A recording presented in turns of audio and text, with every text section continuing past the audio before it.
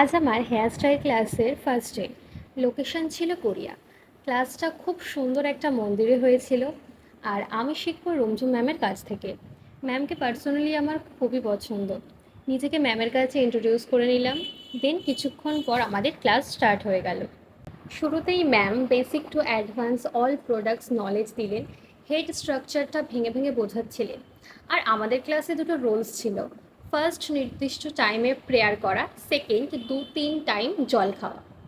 Ma'am demo দেখানো start করে দিয়েছিল, আর এটা ছিল আমাদের ফার্স্ট ডেমনস্ট্রেশন। ব্রেকে আমি নিয়েছিলাম কফি অ্যান্ড বিস্কিট। এটা ছিল ম্যামের দেখানো সেকেন্ড ডেমনস্ট্রেশন। তারপর আমরা লাঞ্চ করে নিয়েছিলাম। এটা আমার ফার্স্ট ইয়ার মডেল বিশাখা।